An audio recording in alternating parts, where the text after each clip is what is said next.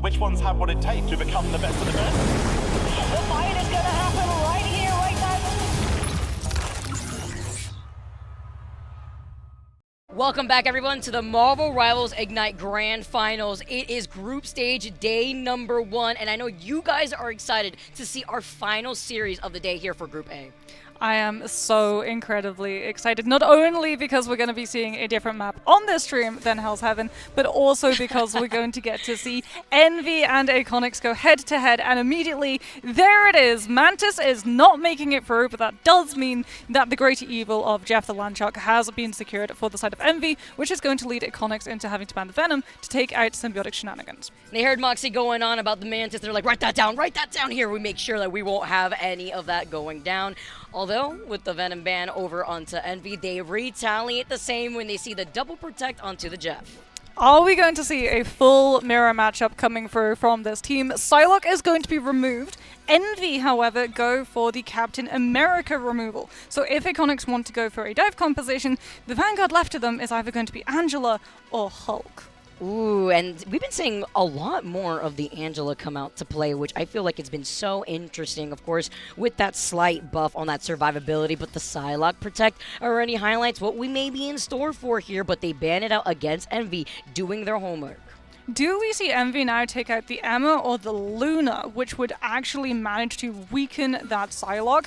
But instead, they're going to remove the Hela. I wonder if they thought that this was a bait play coming on through from Aconyx's end to disguise the fact that instead of running a dive composition, they wanted to run the counter dive composition with the Hela and the Namor. I love this idea because we're also seeing this come out a lot more often across all regions, right? We even spoke about it when Dark Zero was up on an interview during playoffs where a lot of these pick and ban phases have been actually trying to bait a lot of different counter bans from the opposing side as we get to take a look at the final save over onto the Captain America and the final ban for Aconyx. Aconyx taking out the Emma, which does suggest that we're likely going to actually see a stick coming on through here of a dive composition from their side, to the fact that they were able to get both the Emma and the Luna and the Psylocke now means that that Psylocke has so much teeth. Not only are you going to have the idle aura for your Luna to be able to keep healing the Psylocke even when she's out of LOS, but you also get the projection team up with your Emma to be able to do double the damage and build that ultimate up even faster. You love that side-by-side and that team-up hero. We get started on a different environment. It's a lot brighter outside as I'm joined with my girl Moxie here on the mic to take you guys through our final match of the day. This final series here between Group A, and it's been really nice to see how a lot of these teams have kind of ironed things out as the day has progressed, but it's been these swap-ups, the pick and ban phase, really showcasing what these teams need to lean on for their own respective strengths. And you even saw Tap actually hovering over that Jeff, and he is sticking to it as well. So Jeff on both sides being able to capitalize off of that protect. Yeah, Envy as well, taking out that Hela, also weakens the counter dive, but also means that the hit scan's not going to be there to put pressure on the Star-Lord, which is going to be absolutely huge for Speedily, because we talk about Speedily's prowess on those flying duelists. A lot of the time, he was forced onto that Star-Lord, and he is absolutely insane with it. And yes, they didn't get the Venom, but they did still get both the Jeff, the Cap, and the Luna to be able to go in with a dive with that Star-Lord and keep up the pressure on Aconyx's back line. You may be in Psylocke jail for now, but again, as you mentioned, that flexibility of already knowing how to utilize that Star-Lord really comes in clutch. And then you look at the other side, Disaster had that protection over onto the Psylocke themselves, together with the Angela that we've been seeing happen so more often. Now seeing the changes as Window taking a little bit of that pressure. Speedering already trying to move up together with Kaluj. Nice dismissal here, backing away too. And looking at the way that AC are trying to play split up, to trying to also get the attention away from Envy, but Envy are just walking up into this point for free. I mean, Envy, they have components that can play Brawl. Aconyx are purely on the dive right now with that Emma to try and prevent the rushdown buffering onto the Luna's position. And it means that Envy just going point, forcing a long fight, is not allowing Aconyx any of the ins on the actual objective. It does mean that the backline is left isolated. Kami goes in with the commitment of the Angela and manages to find the Cloak and Dagger, and Envy now just don't have the sustainability to keep their composition up. The fact that they had that stall going on for so long and they're trying to split the attention here from Envy now, it's back to the drawing board for them. And while they roll out, you're looking currently at AC and how we have a quick little pause for now, but Disaster going close to that Dance of the Butterflies. Same thing for Egg Tart, ready to have that Sia available within the Rocket changes. I mean, if we have to highlight the Angela changes, right, that survivability really coming through. Same thing with the Rocket that we've been seeing being focused, though, as always, when it comes to that Sia and that damage boost. Yeah, the problem now for Envy is just going to keep coming, because unfortunately when you lose against a dive composition, that dive, all of the setup, all of the staging that you normally have to do, all of that goes away, because by the time your enemy has managed to regroup out of spawn and started their walk up, they're in position to go for the hit, and they can wait for the Vanguards to move through, trying to pull attention onto that point, force out the brawl fight the way we saw Envy do in the first, and their backline is going to be left isolated yet again.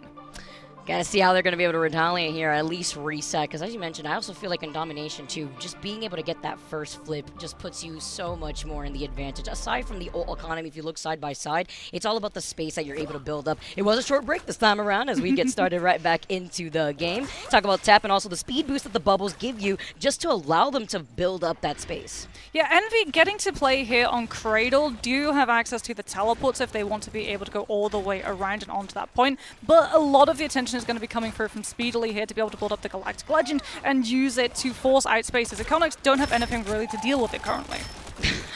Hearing one of the players like pop off right behind us here, getting a little loud. Watch Peter trying to find the Rocket. He stays alive. Talk about the survivability between AC while Disaster has split up their attention and has harassed the strategist from Envy. And now with no survivability, it may be back to the drawing board once again. Moxie, as you mentioned, all that time bought away from Envy. Oh, and that's huge for AC, because now they have Fate of Both Worlds to be able to combat Galactic Legend when Envy user try and broker for space to move into these retake positions. This is going to be a really rough turnaround to come on through from Envy's side, if they can even manage to find the space to do so, as Aconyx's backline is entirely undivable. They're trying to stay alive with the Gummy now being able to dive back in, but it's the Chef, the Meteor M, the follow-up, the Galactic Legend. Speedery now taking out two, and Egtar could only bring back one. It's not like it's a karmic revival from the Adam Warlock here when he's on that Rocket, but this is the flip that they needed. Yes, they finally get it this time around, and AC really were only able to put down that 68% extra credit. Yeah, and AC, they're going to be looking to use Psionic Seduction coming on through from Kuma to be able to find the push forward. However, Envy are going to have the Eternal Bond coming on through with the CC immunity on those dashes to be able to put a stop to it entirely. So AC do not have a clean path into these fight engagements. They're going to have to just play for point space and find an isolated target that Envy leaves behind.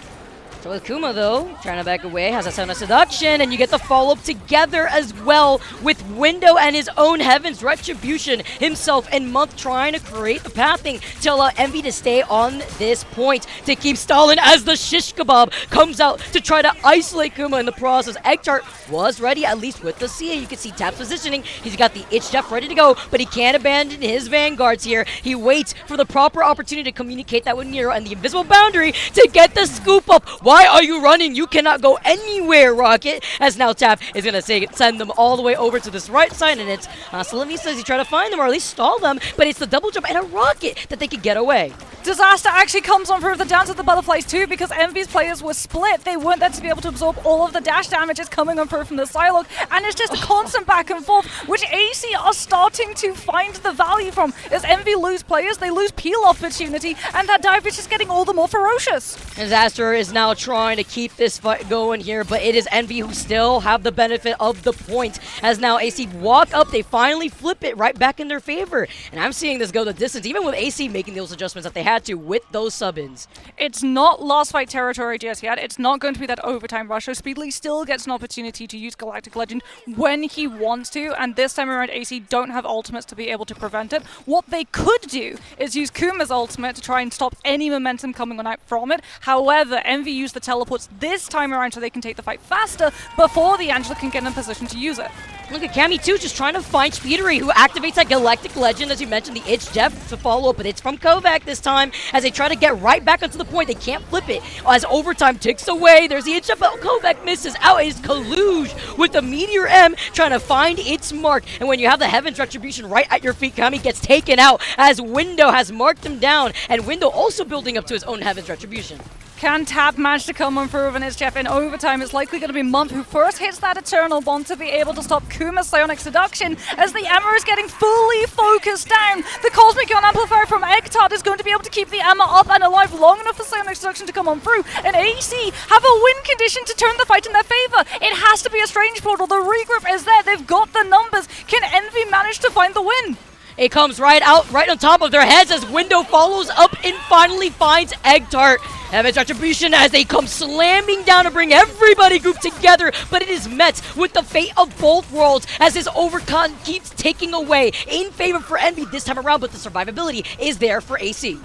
Oh my goodness, the Itch Jeff, can they find it in overtime? It's so brutal if you manage to get a single person, and there it is! The Eat comes on through, Envy still in control of the point. Wipe 2 players from AC off of the objective stall, and immediately, because overtime had been going so long, that's a little bit of indigestion. You feel that for AC. I was going to say that. Dun dun, dun dun. The is Jeff. He's here. Oh, John Williams would be so proud of that one here, but also just the awareness, knowing that Envy having the objective in their favor, nobody from AC to left to contest. That was down to the wire, and I'm really impressed to see how quickly AC has adapted from the very first series that we had seen from the day. It's so back and forth between these two teams. Like, we're seeing some really smart plays, like Kovac coming on through with the Itch Jeff, doesn't get to eat anyone, but does manage to force the Magneto Meteor M to come on through. That's why he went for the eat animation behind the rock, because you're locked into the animation. If you don't get anyone, there's a little speech bubble that pops up above your head, and the Jeff is incredibly vulnerable. So could have been picked. So not only do you get the healing against things like the Galactic Legend, you also make sure that you're not traded in the interim. As now we're going to see Envy still having that invis boundary, its domination, all of the rage generation channels on through, but that also means that so too does AC in terms of the Itch Jeff for themselves. So he creates that space here too, with Cammy coming out on the Angela. I love how Window's been able to match that together. Angela galore. Nice push out with the Invisible Woman here, as Window is getting away with terrorizing this backline. You're so fixated, Cammy, while trying to harass everybody over into that middle lane, but the rest of the team is nowhere to follow up.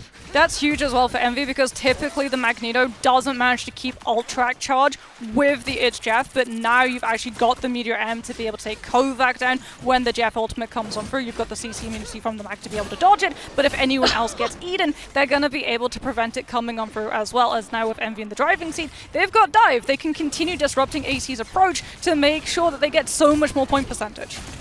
I'm just seeing Window. Window does get frozen here, but Window has just been harassing the strategist from AC, and then you add Speedery to the mix. Sure, Disaster is having their own moments to shine. Cammy too, but then Speedery follows up and is the nail to the coffin right now. Even with some members here, the strategist out here from Envy, we see the swaps from Month going over to the Cloak and Dagger, and even with that swap up, you get to that half point with the ultimate charge to get the Eternal Bond. Yeah, and Envy are actually having some of their players come through and stack so that the Cloak and Dagger can get as much healing as possible with the AoE replenish. AC, they're running an undiveable composition, but because they lost the fight, they still have to go to a brawl part of the tempo, which means that we're going to see a swap come through. Out comes the Luna because they know that the Rocket and the Jeff together just can't sustain all of the damage burst that Envy have, but the Luna is not going to be enough against the Galactic Legend, as speedily goes for the tempo change up and hits before AC are ready. You already know with the communication, the shutdown, no dance of the butterflies. You put that away. If anything, her wings have been snipped. And Envy did not have to burn much aside from that Galactic Legend alone. But that was all off of the communication. As Hammer falls, Heaven falls, maybe Cammy almost falls, but with the bubble, at least protecting Cammy for right now. You're trying to split the piece. You're trying to distract the rest of Envy because you don't want them to run away with this at nearly 90%. Oh, this is really rough waters for AC coming on through. This has to be an absolutely huge Jeff ult, but unfortunately, it's not going to be getting much of anything. It's just for the preservatives of the heal so you can walk onto the point because Riptide's hit overtime. AC have no choice. They've got to commit every single ultimate to try and find a pick, but Envy are sitting on a gold mine of ultimates here. Yeah, they do. At least Nero has the invisible boundary, but they lost out on Month, so they won't have an eternal bond, at least from AC side. They don't have the survivability as he tries to get the point blank, the Meteor M, as Eggtart brings back Cammy. Speedery finds Disaster. Disaster's been a key player here in keeping AC in a lot of these fights and getting these crucial picks, but overtime ticking away in favor for Envy at 99%. AC have not been able to flip this once. Mom still holding on to that eternal bond as well. It's going to be entirely unnecessary as we go from two extremities, 99 to 99 overtime in full play to 100 to 0. And if that doesn't show the power of Dive when it's already in that position, against Dive having to play into retake where you can scout it, you can mark it, you can disrupt all of the organization, I don't know what will. And do you know what else speaks huge in terms of power stocks? It's speedily walking away with the MVP. There's a reason that this guy had like 3 of his duelist pools banned out against him in the qualifying stages. He's an insane flyer, right? And as you mentioned too, he had to adapt and start learning that Star-Lord too. If you're not going to see the torch, which you won't, especially after the changes now here, and having to make those adjustments, 24 and 5, 15 final hits. But can we talk about Tap? The Jeff only going down once. Little slippery shark out here. Yeah, sometimes it's not so much Jeff the land shark as much as Jeff the rat shark. He is incredibly hard to be able to take down. We see him in so many different compositions, dive compositions, especially in like the full dive compositions where you just can't really get on top of him to be able to dive him. And I think Envy did a really good job of actually getting to play that split comp, right? They didn't go for a full dive, they played the 50-50, but they got benefits for everything because they got to play the disruption, they got to play the dive tempo, and they got to have the better fight sustained brawling on the objective. And they'd have to call in the Exterminator sometimes there when to take care of that ratty Jeff. But you know what? Also making those quick adjustments, as you mentioned too, with the disruption and the Angela that we had coming out from Window after they lost out on that first fight. A lot to look forward to in our best of 3, our final series of the day. Don't go anywhere because we got game number 2 coming to you on the other side of this break.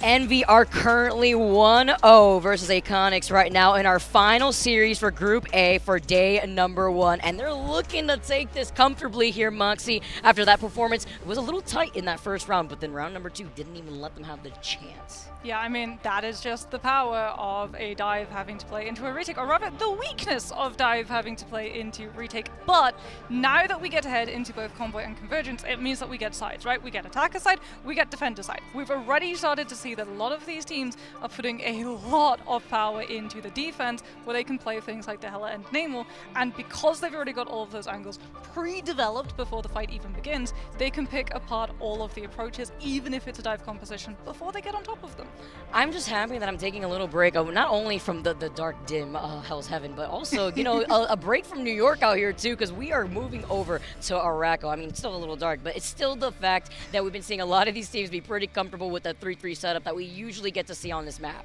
I mean, this goes to show the sort of fall from grace that Human Torch has had, because if you lost against Envy before, you would never take them to Araco. Surely this is one of Torch and Ultron's best maps on the attack, given that you can literally just teleport behind the entire defense and put the pressure on the back line and let your frontline core walk up without having to worry about being picked apart by a triple with the stall potential getting to cycle for defensive ultimates. That's huge. That's like absolutely massive. I wonder if we actually see Envy go for something like the Human Torch just to put pressure in that first fight when they do attack for that reason. Or like the way that we've been seeing Speeder, like we've also seen the Storm coming out. Yes. We talk about Speeder just being the flyer extraordinaire out here. He loves taking to the skies and seeing a much more eagle-eye view of the action happening below his feet. But like you mentioned, splitting away more of that attention, trying to find a roundabout opportunity. You get that Omega Hurricane online pretty quickly. We also saw in our previous series the breakthrough with the Hand of Khonshu. Obviously, Moon Knight being another one of those great ones if you want to be able to break through that, but it doesn't feel like the Speedering way sometimes right there, even though we know he's very flexible as we take a look at how everything's been going on so far, Moxie. Yeah, we are going to be unfortunately taking a little bit of time, but that means that you get the opportunity to look through all of the wonderful events that the game is going to be having for you, one of which being our wonderful Voyage to Astonish. I absolutely love this. You get rewarded for playing the game and you get to move all of these different little pieces, and cosmetic goodies are there and available for you. It's like trick-or-treating, but you only get treats.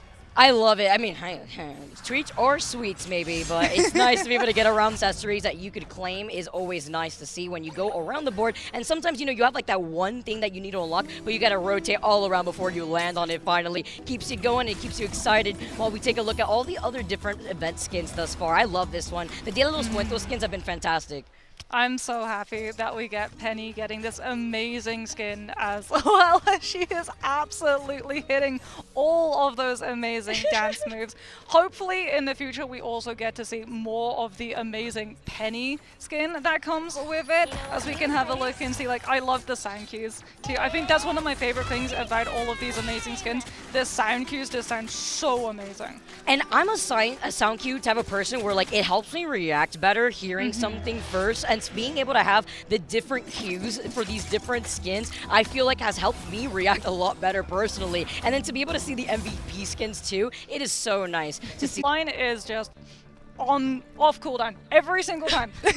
All I can think about is this Blade like wishing. Imagine like in the base game, like, oh man, I wish I could have Khonshu instead of you, Moon Knight. Like, I was like, oh, okay, we see some pretty powerful stuff coming out. And then also the power-ups, right? The perks that you have to consider when you try to get to that final round, so that way you could also claim that nameplate title too.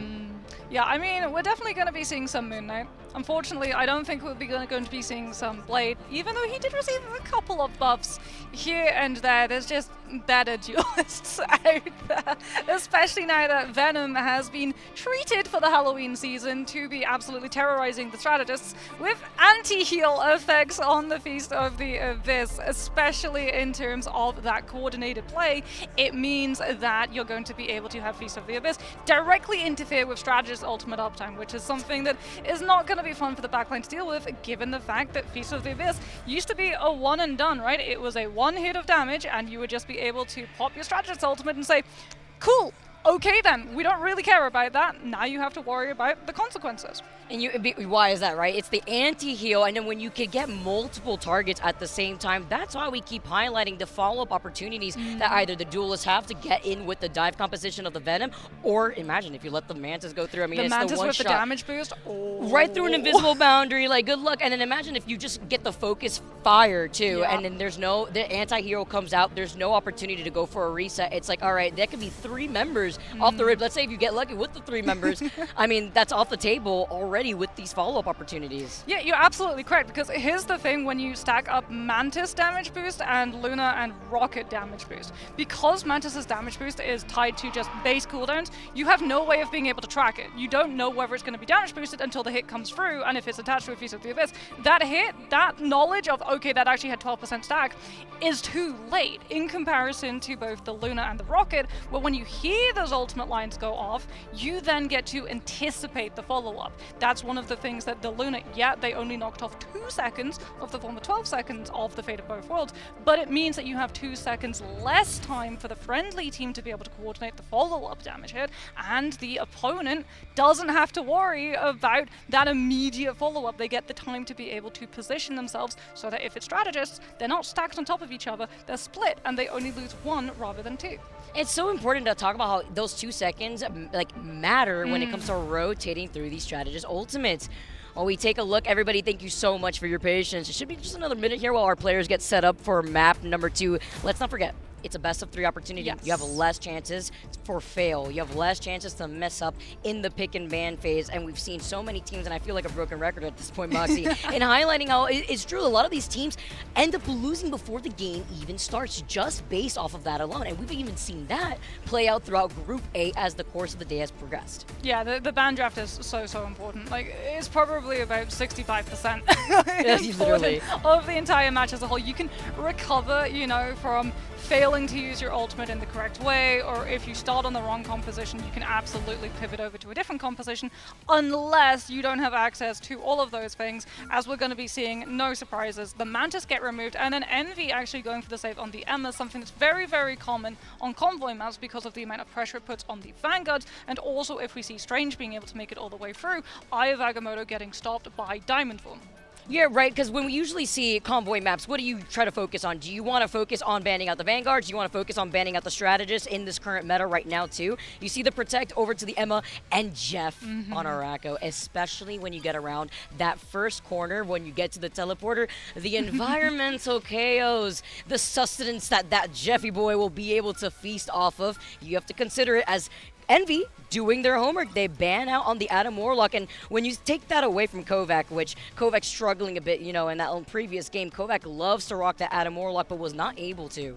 Well, I mean, it's really good overlap as well, given the fact that we've seen a free composition form all around Adam and Loki, and especially on Araco, where there's so much natural terrain, especially on first, for the Adam and the Loki to be able to hide around, spam the damage in, build their ultimate, a little bit safer in comparison to some of our other more open convoy maps. They're going to be able to generate into one cast of Karmic Revival into another cast of Karmic Revival. So even if you manage to full push through first, you don't have the time left on second or third to complete the map entirely. As AC, here's no surprise. Disaster was popping off on the Psylocke before. They go for the save onto that one and deny it on the side of Envy, so that Speedily doesn't get to play it even with the Emma team up in play. Although, good luck, right? We know Speedily has so much flexibility when it comes to those duelists. We're just talking about how he likes to fly up in the air. Yes, he's really good on the Psylocke, but obviously that did not deter him within that first map, as we saw the adjustment with the Star-Lord. The Venom ban, though, the follow-up right afterwards, even if you were able to take the Mantis off the table, you don't want to risk that when they have a Jeffy boy and they can try to get that symbiotic shenanigans. Yeah, Bucky is going to be the save coming on through here for Envy, which is very smart. Is going to be able to play into a counter for its Jeff with Kraken Impact, but also in the neutral, it's going to be able to put a lot more pressure onto the Psylocke coming on through from Disaster. What we're also potentially going to get to see is the stack of Strangling Prison, considering that Groot was able to make it on through. However, there's the last ban because the Bucky was saved. Groot gets removed, so that Strangling Prison and Kraken Impact can't be combined. No wombo combos here. They were immediately able to readjust. That's why the baiting has been coming so much more common here, because if you want to wait out for the very end, that kind of reveals your cards, but you have no choice, right? That was your last safe pick. As we take a look at game number 2 here within our final series of the day for Group A. Aconyx is looking to try to take this over Envy, who are currently sitting at match point in our best of 3.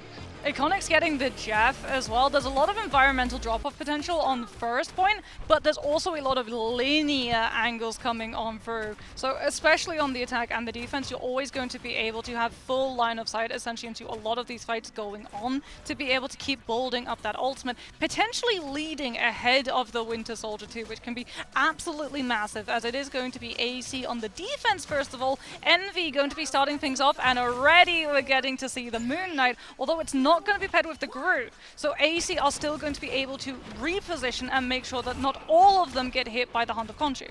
As well as Speedery being on that storm, so you already know trying to build into that Omega Hurricane just as quick. The player's getting rid of the line behind us, but look at the damage output that we're already seeing between Envy, just forcing AC to get right around the corner. Cammy being right there too on that Groot, trying to set up those walls, while Tap gets away with it. A beautiful isolation and follow together with Month. Yeah, Month with the Force Physics, being able to set the play up against the Magneto. He will be rezzed by the BRB, but that's already going to come through onto cooldown, as is the regeneration domain, as AC refused to give up control of this first corner, wanting to hold that position around it and potentially build up into that invisible boundary. So many of these players are stacked and taking damage. He's already got it up to go.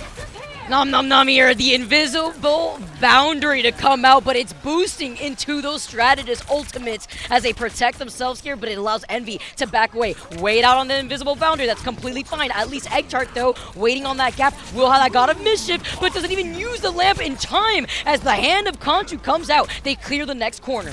Oh my goodness, and Tap goes through the portal to catch the disengage! Manages to find the pick onto Mercury to make sure that even when Eggtart comes through back onto Loki, he doesn't get to instantly copy the Invis Woman and have Invis Boundary up and ready to go. And speaking about that Invis Boundary, Envy might take a page out of Citadel's book and use the Jeff NATO to pull everyone out of it. It's about all learning here as they try to go for the recontest. As you see Window having that portal available. Speedery, together with the Sharknado, gets shut down at the hands of Disaster. The Vanguards have woken up from AC, and it hasn't been as expensive. They used the Egg Tart, and that got a mission very early before that fight even started, but they completely flipped the script on Envy, who invested so much into that Sharknado originally. Cammy does have that Strangling Prison ready to go as well. The question is, what's going to be stacked alongside it, as they're not running a duelist?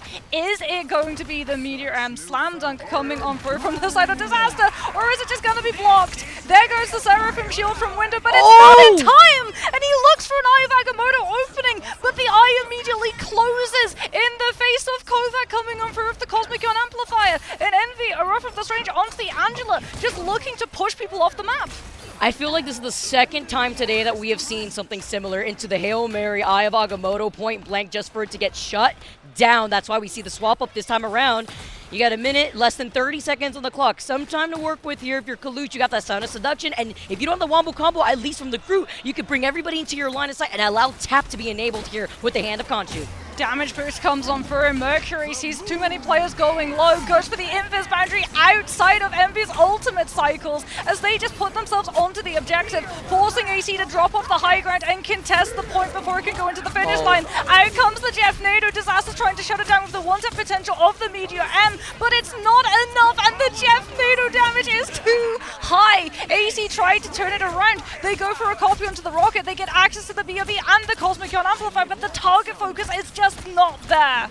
Can't get me this time around. The Sharknado ends up working, and what a lovely see it just for it to get deleted. All desperate measures to keep themselves stalling. Loki Lamps, though, is going to help keep the deep going before he falls victim to the other side of the skewer at the hands of Window. Can they find more staggers? They absolutely should be able to.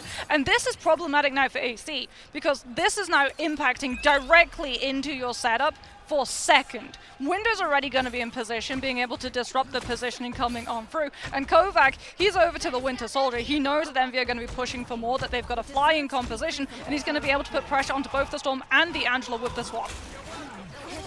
You have to wonder here with Eggtart really trying to make some desperate measures happen, though, but I would have held on to that Sia. Now you're looking at these delays of strategist ultimates. Meanwhile, Envy, though, they're profiting. They got a month in the invisible boundary. They're about to have window out here, too. And Tap with the hand of Conchu as well as the Itch Jeff while they're fighting for this control over on the high ground and splitting up the attention while Speedery is getting enabled. Looking right behind them. Here's a hand of Conchu, and they're forced out into the line of sight of Speedery. Kovac is able to take Tap down. There's the Strangling Prison, but yet again, there's just no damage over the top of it. They try and come on through with the Invis boundary to slow everyone as they look to disengage away from it into the Eye of Agamotto, but Envy still have the sustainability, still have the Jeff Nado, and now have to just deal with finding the eliminations, but Disaster shuts down the momentum with the Dance of the Butterflies. The Storm couldn't go anywhere near it. And to see it too, they try to answer back once again to that Omega Hurricane. They take it out at the very end while Speedery is backing away. But look at the swap-ups now. Tap is on that Adam Warlock. We were kind of highlighting it before here as Tap trying to show us something different. Disaster still sticking to the Sunlock here, trying to wrap around while Kovac has the reset opportunity with the Bucky. They don't have Soulbond though. They've already used the shift even before the Kraken impact comes on through. So the direct answer is focusing the Winter Soldier down before he can use it. Massive stun coming on through. Kovac does not have access to the BRB if he goes down. This is AC just using the Invis boundary to shore up their resources, fortify their position, and get him into a position to use the ult. Look at this here now with the Sia coming online. You want to bring everybody grouped up together on this group hug, but the stun, they stop any opportunity between Cammy and Kovac, and then they get punished by the Speedery Sharknado together with Nero, while Tap just cleans up for free on the Adam Warlock. What a play from Winder with the Assassin's Charge, not for an elimination, but to displace the Winter Soldier so he didn't get the damage into the reset, and then they finish things off with all of that damage coming on through from the Jeff Nado. Oh my goodness, and that means as well that Tap is free to hold on to the Karmic Revival. AC have to find some way of forcing these resources away from Envy, otherwise we could see a full push on Araco. Someone needs to stop Window, by the way. Someone needs to stop Nero. Hold on a minute. That's AC's spawn. Did the Jeff He got all the way behind them. Free real estate for free? Make a U-turn when possible. Turn left to reach your destination. Never mind, it's all distraction because Tap uses the ultimate and everyone from Envy is right back up ready to fight. You're looking at Nero's like, where is my Uber driver taking me right now? I'm scared, I'm worried, but Envy's not worried one bit. They are splitting the attention of AC and they are making this fight look messy for them while they build up even more space. And look what they're working with here, right? Speedery's about to have the Galactic Legend coming in shortly. Month with the Invisible Boundary as well as Kaluj is able to build up into that Sound of Seduction just as quick. But there's only a minute left here for Envy on the time, and AC have the better ultimates coming on through to this. So this isn't about winning the fight here, it's about how much can you force coming through instead so you can set yourself up for a better fight afterwards. Tap is going to have the Soulbind, that's already Invis boundary. Mercury does take down speedily off of the slow potential, but Envy think that this is winnable now. Out comes the Itch Jeff, in response we get the Meteor M because both of the strategists got caught out by Nero, and he's able to avoid the Mag ultimate from the natural cover. They deposit Mercury so far away from the team, it has to be the fate of both worlds just to get a chance to come back. And the fact that they were still able to find a KO onto Eggtart while Mercury is having a dance-off with the fate of both worlds that was forced out after the isolation here at the hands of Nero. Now Envy walk up, they're looking to clear the path because they still need to get this payload to the finish line, and this is exactly how you do it, with Speedery clearing the space and the Galactic Legend, while Nero is still able to get these follow-ups and has the Itch Jeff. Can Kovac find the Adam? No! Oh, Tap no! jukes him with the wall to break LOS around the corner, and off of the back of that, Envy get the full push. 2, 3. He said you thought. You were close, you thought. Right there on the court. That was awesome, the way that he was able to play that space too. He had to do it at a right time as well, even if he was trying to shimmy shade his way over to the left and right and try to tap that as if he was dancing here. But I mean, that also shows you how Envy's used to playing around this. That's just also matchup awareness here as we get started. But that was incredible.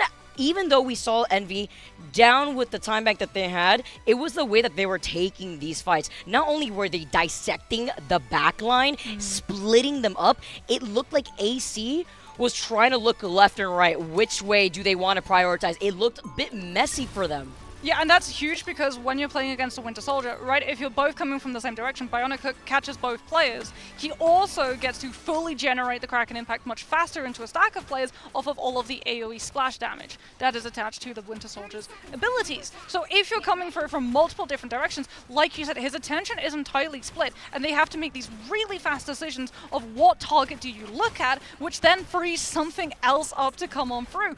That's how Nero on the Jeff was able to literally be the distraction. He was the one that everyone from AC had to turn around and deal with, and that allowed Envy to get into a much better position for the Atom Res. I just want to do a PSA out there. If you're watching this at home, you're trying to do this in your own rank ladder, just understand that this is Nero doing Nero things, all right? I just have to put that out here as Envy now on the defense with the thing, by the way. Window has come out with the Angela. Now we're seeing a nice little glimpse over to the thing in this 3-3 setup. Yeah, and here's the thing about the thing. He's going to be able to give you damage reduction as a cooldown and get to utilize all of the natural cover to just swing with the Wild Haymakers around the corner, cleaving into AC when they try and walk forward with the Storm one-sided damage boost. And off of the back of that, Envy hold.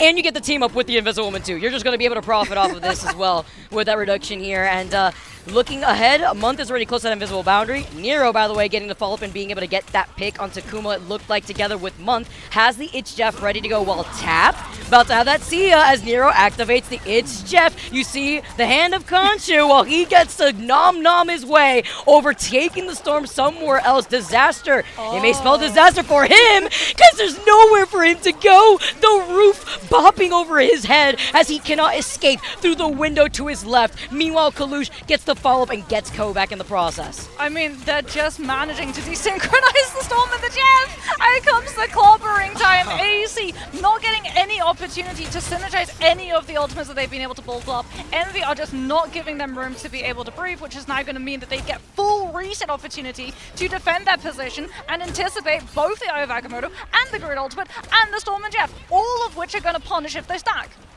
If you're Envy right now and you're looking at the It's Jeff 2 and Month having that invisible bound, oh, Kovac being taken down is huge because you wanted the Omega Hurricane to bait out the invisible boundary at the very least. As you send out the Meteor M, you miss out on your shot here. Kalush still finds Kuma in the process while the Omega Hurricane, the Sharknado perhaps here, but it actually was mistimed. Egg-Chart goes down first and Disaster is left all alone. That's what Envy have been doing multiple times. They see that AC are looking to set the wombo combos and they desynchronize them. The Jeff has to be able to interact directly with the Storm's ultimate to push it into the Jeff Nado form. So what they do, they cut out the Shark, and that means that AC burned their ultimate entirely. It's going to be a strangling prison. They've got the hand of Khonshu. Did they get the opportunity to use it? No, because they go aggressively onto the group first, into the stun of clobbering time, and AC are still not able to use a single one of the ultimates the way they want to. This is insane right now, I'm not gonna lie. I'm almost speechless. I mean, Month even getting the final hits, the quick little 2K off the Invisible Woman ball. I mean, this is incredible. And the way that they're even cycling through these ultimates. Sure, you have the Wombo combo now online. Mercury has the survivability. Surely, now with the Strangling Prison, that doesn't find its mark. Nero then comes in with the It's Jeff and actually gets all three. Oh my goodness. So if you didn't know, there's an iframe attached to Jeff when he's in the eat animation, and as he goes around all of those players, they use the iframe to be able to dodge the damage of Hand of Khonshu long enough to come on through with the Mag Bulwark to make sure that Nero was able to survive and get 3 players out. What a play! Oh, they're tired of this. Look at this. We're even seeing some swaps. No more Groot. All right, we take that off the table. We're not getting a follow-up here, and that's even with Kovac. I was gonna say, being on that Bucky, like you sure you could have that opportunity, but guess what? Makes a swap over to the Star-Lord instead, maybe trying to get that distraction that you and I were anticipating too when it comes to splitting the attention away from behind them. I mean, it's Jeff, though, coming on through from Egg Tart. It's not going to find anything unless the Meteor M comes through aggressively first. Speedily drops it and finds the Jeff before the ultimate can come out from AC's end because they knew that they were holding on to it so that Meteor M didn't take him out when he'd swallowed a player. Now Disaster comes on through, trying to find the elimination onto the Invis, but Month is able to sustain off of the Bulwark coming out from Speedily and then gets the elimination onto the Psylocke after Disaster's out of iframes from the ult. I can't believe it. This is insane. The overtime taken away, and they have not gotten Arako even at 1 point away, as the Itch Chef at the very least can maybe start something off here for Egtar, but he gets taken down as Disaster follows up and finds Mump's still Tap. up. Mump double jumped. Mump got back to safety. No and way. Mump's still in the game. Oh, and he's got Invis Boundary to be able to put onto the point in overtime, so this Galactic Legend is going to find absolutely nothing. The writing is on the wall here, Vicky. This map is done. I was gonna say, man, Krakoa is absolutely having a good time. If you were on the side of Envy on their attack, but maybe not the same thing for AC. But hey, waking up, we're finding some of these picks. You don't have that BRB here on the table, and both Nero and Tap having a reset here after looking at Envy overtime taken away. But look, it's by a pixel. They cannot get off the point. Here comes the Strange. This is the problem now for AC. Because Envy have Kalush immediately swap to Strange, and they're gonna teleport, and they either teleport onto objective, and suddenly you're taking a 6 versus 6 brawl, or they teleport onto an isolated player who's left away from the pack because someone from AC still has to be on the objective, and they teleport to try and find a connection onto the Wolverine. I'm worried here. You cannot get off the point, and you have Month right now on that Invisible Woman. You know that those push and pull mechanics will come out as Window gets the environmental KO exactly in front of the portal. Everybody has gotten off the point at this time, and it is Envy harassing AC to the very end to close out our final series of the day. Well, Envy might have lost against Reject, however, they're still strong in the form of the triple strategist and triple Vanguard spawn hold, as we got to witness here. It's always a very big risk when you decide to take Envy, a team who are known for really pushing and molding the meta of that style of composition on that kind of map into Convoy rather than Convergence. But they did look a little bit weaker on it when we saw them in the mid-season and in Stage 2, because that triple and triple was getting broken by things like the Storm and the Moon Knight, but it requires coordination, right? Something that Envy were able to coordinate around because they could anticipate how exactly AC wanted to line up all of those ultimates. Strangling Prison had to have a follow-through. It's not the win condition, it's the setup. So what do? You